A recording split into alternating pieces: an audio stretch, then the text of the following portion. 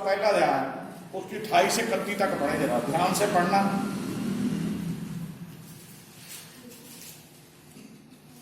28 से 31 तक पढ़े। स्वर्गदूत ने उसके पास भीतर आकर कहा, हाँ, माँ मरियम एक रूम में, कमरे में, कोठरी में दुआ कर रही है। जो प्रभु की माता बनी, उस धरती पे परमेश्वर ने सारी धरती पे नजर उठाई, एक कुंवारी को, एक ऐसी कुंवारी को जो पवित्र थी चुना। स्वर्गदूत उसके पास आया और आनंद और जय तेरी हो। क्या कह रहा उसे? आनंद और जय तेरी हो। बड़े ध्यान से सुनिए। जिस पर ईश्वर का अनुग्रह हुआ है, जिस पर परमेश्वर का अनुग्रह हुआ है, परमेश्वर तेरे साथ है। परमेश्वर तेरे साथ है। बोलो हालेलुया। हालेलुया। वह उस वचन से बहुत घबरा गई।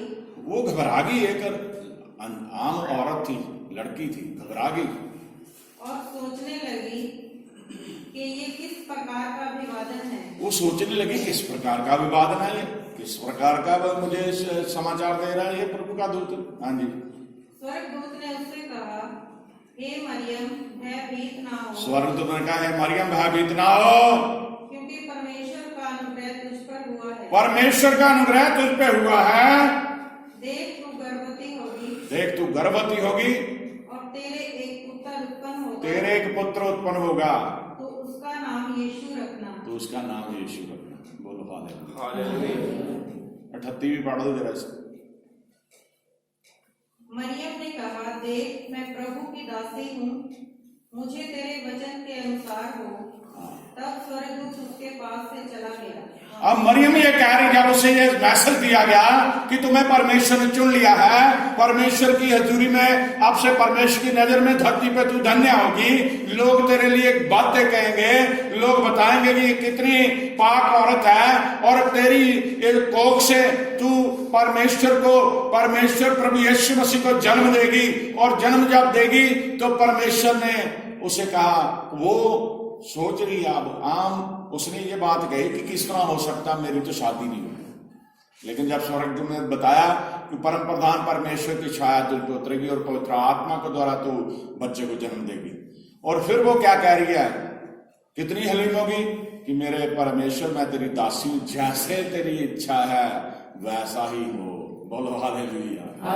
हम क्या करते हैं, दुआ में बैठे हैं, लेकिन हम हठीले हैं, हम बुरे हैं। हम दुआ तो करते हैं, लेकिन हमारा दिमाग, हमारा दिल उस फरीसी की तरह है। हम दूसरों में कमियां ढूंढ के दुआ कर रहे हैं, हम अपने रिश्तेदारों में कमियां ढूंढ रहे हैं, हम अपने बहन भाइयों में कमियां ढूंढ रहे हैं, हम अपनी कलीसिया में कमियां ढूंढ रहे हैं, हम अपने पास्टर में कमियां ढूंढ रहे हैं। लेकिन हमें हलीम नहीं, हम ये नहीं कहते परमेश्वर तेरी इच्छा पूरी हो।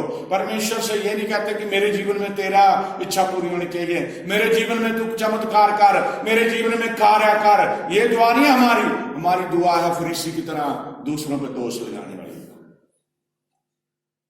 आमीन, आमीन, आमीन, आमीन। पहला शमूएल उसका 16 अध्याय, पहला शमूएल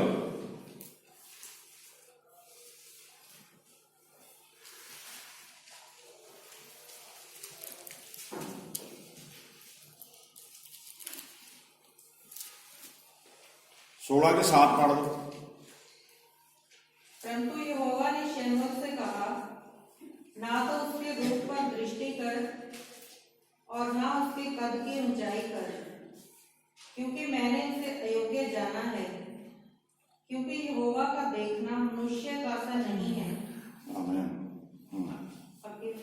मनुष्य तो बाहर का रूप देखता है, परंतु यहोवा की दृष्टि मन पर रहती है। अब परमेश्वर दाऊद का अभिषेक करने के लिए किसे भेज रहा? शमूएल। हालेलुया।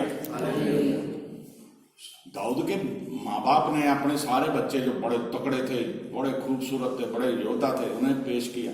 करेंगे हुक्म परमेश्वर का उसने बजाया, परंतु यहोवा ने शमूएल से कहा, ना तो उसके रूप पर दृष्टि कर और ना उसके कद की ऊंचाई पर, क्योंकि वो बच्चा था, छोटा था। जब छोटी उम्र होती बच्चा ही होता है। जब एकदम से उम्र के हिसाब से बच्चा बढ़ता है, वो अपने दूसरे भाइयों से क्या था, छोटा था। परमेश्वर का इसकी इसके रूप के ऊपर दृष्टि कर, इसके कद के ऊपर दृष्टि ना कर,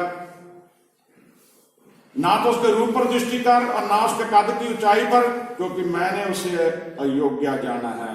क्योंकि यहोवा का देखना मनुष्य का सा नहीं है।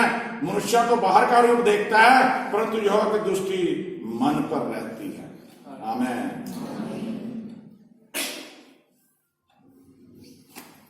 परमेश्वर ने जो उसके सामने लाया था उन्होंने नकार दिया, इन्हें नहीं मैंने चुना। मैं मन के ऊपर लगाता। परमेश्वर ने चुना किसे था आखिर में? दाऊद। Hallelujah, hallelujah. आज हम क्या है, ऊपरी जीवन के ऊपर देखते हैं। परमेश्वर ऐसा नहीं है, वो हमारे अंदर झांक रहा है, वो हमारे हृदय को पढ़ रहा है, वो हमारे हृदय को गहराई से वो देख रहा है। परमेश्वर हमारे हृदय को जानता है। हम पढ़ सकते हैं पहला राजा उसका 18 अध्याय, पहला राजा उसका 18 अध्याय उसकी 42 से 45 आयत तक पढ़ें।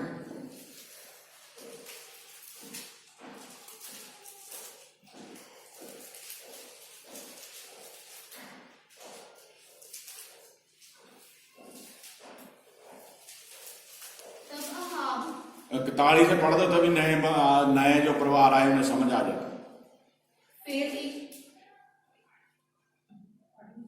एलिया ने अहाब से कहा। फिर एलिया कौन था? परमेश्वर का नबी। एलिया ने अहाब से कहा, उठकर खा पी, क्योंकि भारी वर्षा की सनसनाहट सुन पड़ती है। भारी वर्षा की सनसनाहट सुन पड़ती है। अकाल पड़ा हुआ था उस मुल्क में, बारिश नहीं हो रही थी, फसल नहीं हो रही थी, अब लोग तड़प रहे थे। एलिया अहाब से कह रहा है, उठकर खा पी, क्योंकि मुझे ना कह रहा भारी वर्षा की सरसराहट क्या सनसनाहट सुनाई पड़ती है। कोई वर्षा का नामो निशान नहीं था, कह रहा मुझे क्या है सुनाई पड़ रही है। हाँ जी। तब अहाब खाने पीने चला गया। तब अहाब क्या खाने पीने चला गया और एलिया करमेल की चोटी पर चढ़ गया। एलिया करमेल पर्वत की चोटी पर चढ़ गया और भूमि पर गिरकर अपना मुंह घुटनों के बीच किया। भूमि पर गिरकर अपना मुंह घुटनों के बीच किया। और उसने अपने सेवक से कहा, उसने अपने सेवक से कहा, चढ़कर समुद्र की ओर दृष्टि करके देख। चढ़कर समुद्र की ओर दृष्टि करके देख। तब उसने चढ़कर देखा, तो उसने चढ़कर देखा और लौट के कहा, कुछ नहीं दिखता, कुछ नहीं दिख रहा। कह रहा एलिया ने कहा, फिर 7 बार जा। 7 बार जा। पहली बार गया, कह रहा कुछ नहीं दिख रहा। एलिया कोई बात नहीं, 7 बार जा। हाँ जी। 7वीं बार उसने कहा, देख समुद्र में से मनुष्य का हाथ सा एक छोटा बादल उठ रहा है। कह रहा समुद्र जो 7वीं बार उसे दिख गया, मनुष्य के हाथ जितना एक छोटा सा बदल समुद्र में से उठा है। हाँ जी। एलिया ने कहा, अहाब के पास जाकर कह, रथ जुतवाकर नीचे जा, कहीं ऐसा न हो कि तू वर्षा के कारण रुक जाए। थोड़ी देर में आकाश वायु से उड़ाई हुई घटाओं और आंधी से काला हो गया और भारी वर्षा होने लगी। और अहाब सवार होकर यिज्रेल को चला। तब यहोवा की शक्ति एलिया पर ऐसी हुई कि वह कमर बांधकर अहाब के आगे आगे यिज्रेल तक दौड़ता चला गया। आमीन।